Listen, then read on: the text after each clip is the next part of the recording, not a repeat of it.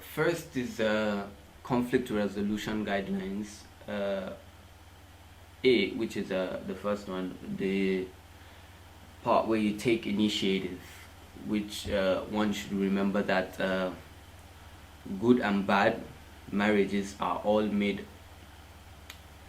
The first one is who makes up more muttaqi. What you need is a open mind and a heart. You have to be open-minded. You have to be open-minded and ask yourself what it is that I did wrong. Think like a third party and try to be in the other person's shoes. Stepping out of the situation without being emotional. Zakaria, please can you switch off your mic? Without being emotional. Secondly is communication. Communication is extremely important. Both spouses should be willing to listen and talk. They should take turns and say, you talk and I will listen, and I will talk and you listen. What each of the spouse should not do. Put in a question what each of the spouse should not do. Put the issue on the carpet. You can have this mindset that I'm going to win, and what mindset should each have is let's resolve the issue. You both should schedule a time to discuss the issue. If you cannot find a common time, you say, look, we need to talk, and you talk things out. Give attention to listening, pay attention to body language, because 80% of communication is always non-verbal. Look in the eye and talk. Don't bring up any old stuff. Don't try to rehatch the past. Think, why are we arguing? What is the root of the cause? Do it without any judgment. And put yourself in your spouse's shoes. Emphasize and think that your spouse may be working too hard, or she or he is maybe sick. You have to tell them, him or her, that I care about you. You do things in a way that your spouse doesn't feel left out. Put yourself in your spouse's shoes. Yes, you have to tell them that you like them. Yeah, all those daily compliments and all that. Give 10 minutes to your spouse and keep your mouth shut, and while he or she is speaking, you can even take notes, but let the other person speak. You also have to avoid negative points if you can. You need a lot of humility while trying to resolve conflicts. You shouldn't be afraid to say that I didn't mean to hurt you, but I'm still sorry. Crush your ego. Thirdly is accommodation. Don't command your spouse. Don't give him that order of, for example, telling him or her to do something immediately, in a harsh manner, or you have to do it after all. After all, she has to do it, and you're still commanding her. Not in an offensive way. Just say it in a nice way that the person will have that kind of joy or that zeal to do it willingly, without any conflict or problem arising. 2 is that you practice anger management. It is a famous hadith that when a person is angry, he or she should become silent. The same strategy is to be applied here, that if you're angry, you remain silent. Or you can do other things like perform wudu, or you change location. like you go to the bathroom, or sometimes when a couple is fighting, a phone call comes, and it is a good way to diffuse the situation. If one of them goes to pick up the phone and has to change the tone of the voice and the attitude all of a sudden, then when the phone call ends, the aggression in the conflict is usually lost, and the couple is like, oh, what were we talking about, where were we, and things like that. You can also change position in a way that if you're standing, then you sit, and if you're sitting, then you lay down.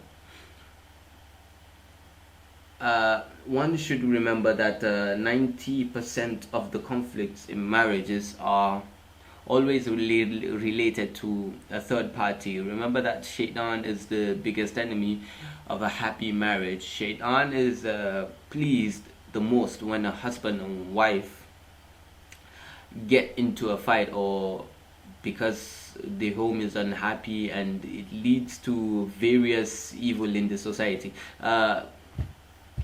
Thirdly is that you should forgive and forget. If you want Allah to forgive you, then you should also learn to forgive others. Remember that when you love someone, you love their flaws too. And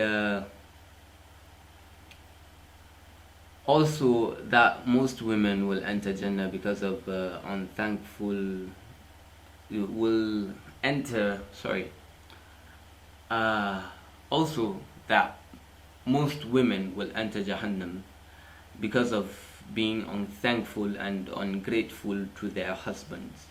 Your taqwa is that you forgive and forget. The biggest person you should do sil harami is your husband or your wife. If something unfortunate happens, instead of complaining, think, this was my destiny. You just think about it. I chose this, so this was what was meant to happen. Consider it as a qadar. If you want high honor in Jannah, establish link and connection with those who cut ties. Actually, there's a bit of a hadith on this, where by the Nabi Muhammad sallallahu alaihi wasallam was saying,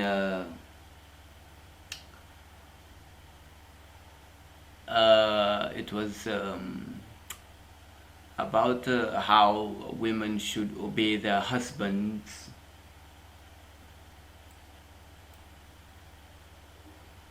that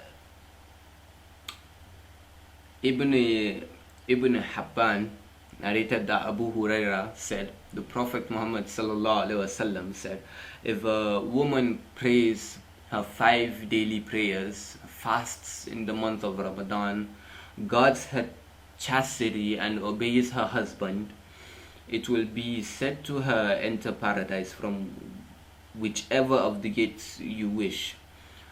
This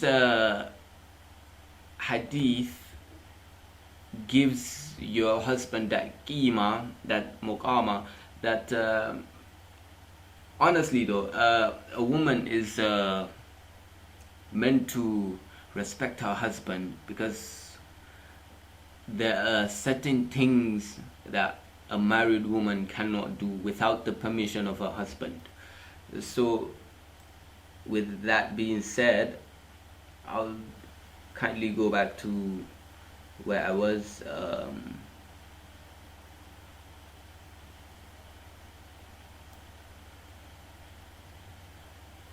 Fourthly is avoid humiliating behavior. For example, you avoid embarrassments, or you avoid certain things to do to your spouse. One is name calling. You call your wife certain names, or things that are inappropriate. For example, you're calling your spouse, yeah, or you're telling her, for example, that she is the source of all your problems. Well, that is not permissible. It brings about conflict. And secondly is blaming your spouse.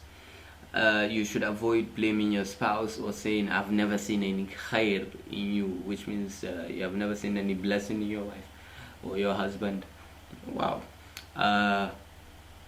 That is also inappropriate because it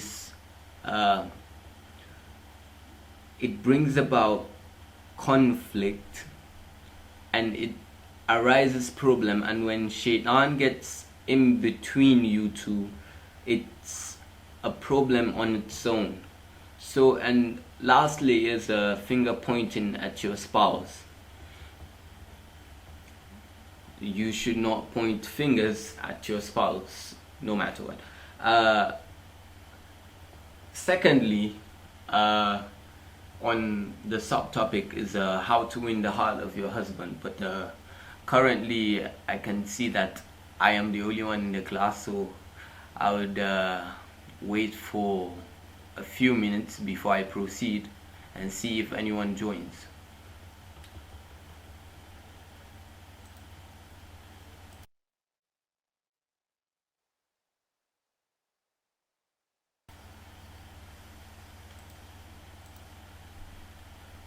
Um,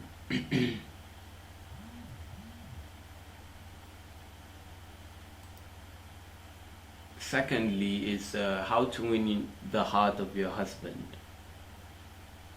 Well, number one is you use your eyes. You know, the women have this way of looking at their spouse that increases attraction, and with all emphasis on the eye makeup etc is not without reason. Real happiness shows in the eyes. You know, have a bright smiling eyes. If somebody looks with a good intention, then it affects the relationship. Sometimes a couple of tears work too, you know. Secondly is say the right things at the right time. Express your love to your spouse. Show your love. Imagine we SMS everyone. What about sending a love message to your husband saying I miss you, and a few words of praise can do wonders. Thirdly is daily positive reinforcement. Do small chores for your husband, like giving him water.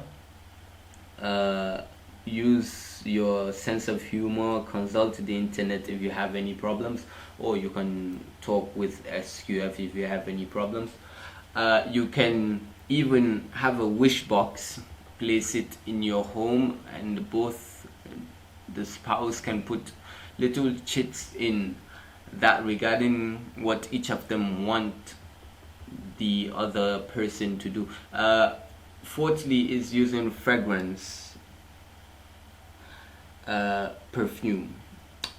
Humans are attracted to fragrance, therefore you should definitely use fragrance in front of your husband, but that does not mean you should put too much of it. Too much of everything is bad, we know. Fifth and lastly is physical context. Fulfill the physical needs of your husband. You can touch while speaking, because what you say becomes more effective sometimes. You know, hugging works. You can hug your husband tightly till he's like, I can't breathe, and things like that. That's how to win the heart of your husband. And I would like to add something onto that. You know, a lot of couples don't play with each other, like they lack that kind of a little bit of play in the relationship, so they end up being this boring couple, or they don't talk, or they decide not to exchange funny words, or he doesn't make her laugh, or no, she feels uncomfortable with him, or she doesn't feel like he's giving her what he wants, and things like that bring about problems in marriages. And you all have to look into that. Lastly is common marital problems. One is becoming distant. Common problems include like I feel like we're going apart, he's never at home, he doesn't spend time with family and all that. Well, the solution is that both of you should find time to talk, or to take your time, or to be together. You have to take your time to talk about things your spouse likes, keep the romance alive. Like I said, play together, have similar experiences, going together to Islamic lectures, or doing any activity together, things like that. And B is over critical and demanding husband. Common problems include I can never do anything right, he blames me for everything, I cannot enjoy anything around him, things like that. If your husband is a critic type, well, you should advise him to go to Islamic lectures to get that part out of him. And the solution is that try to explain to the spouse that I'm trying to be perfect the way you want me to, but it's difficult for me, and honestly I can't keep up, or I can't love you that way, or I can't do this the way you want it to. We are two different people, with certain capabilities and all that. And sometimes you need psychological help if your spouse is too demanding. And excessive fighting and backbiting. Common problems include he's always in a bad mood, there is no peace in the house, we're always fighting. In the end, you burn down the house. Anyway,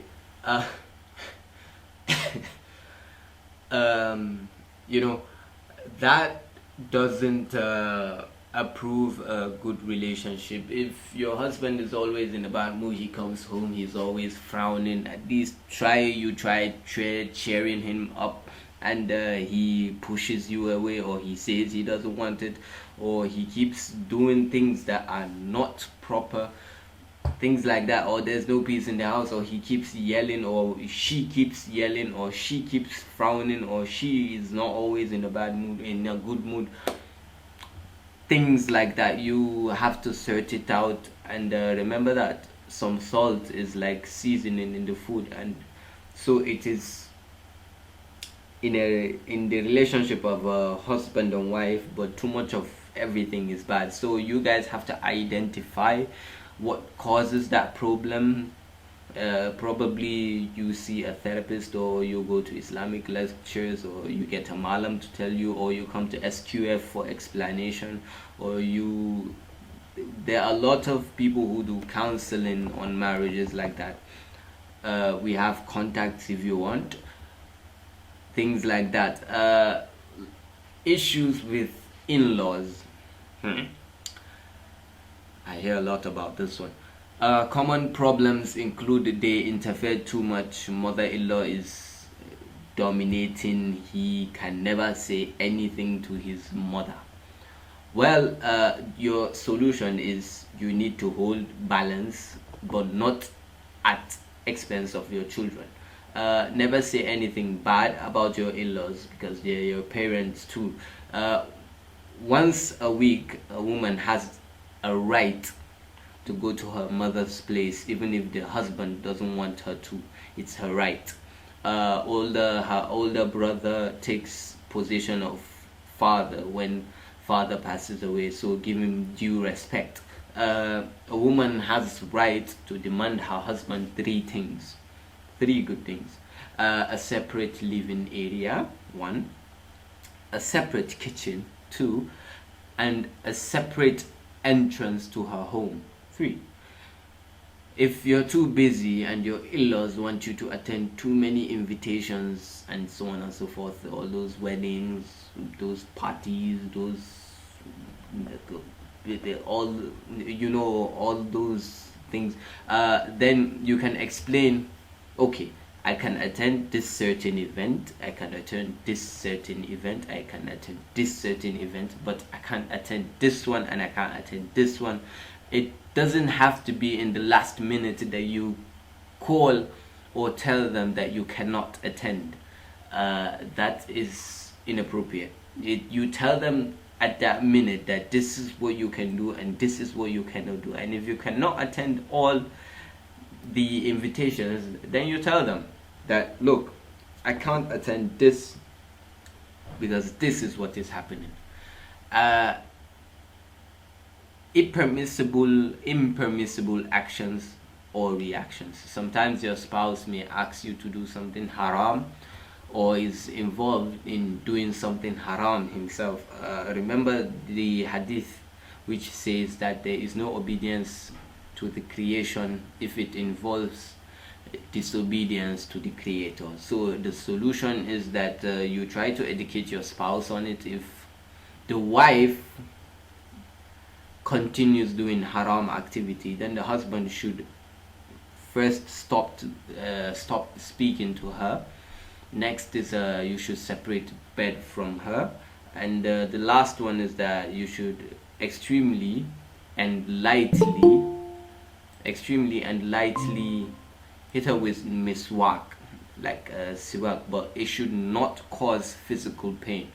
And what you do when there is no way out, well, these are your last options if you're in a marriage conflict or your marriage is in a problem and you feel like there is no way out, like you are just tired and all that. One is divorce. This should be very last resort. Remember, it is the most disliked of all permissible acts.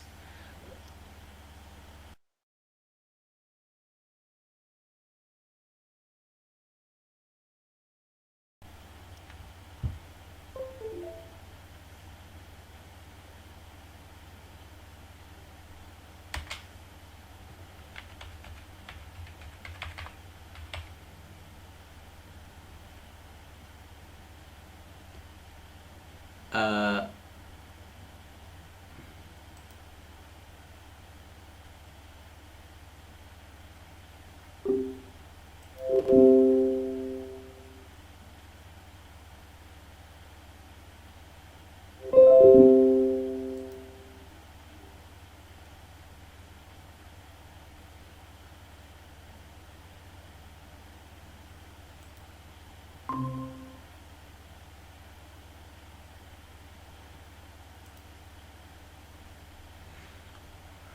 um,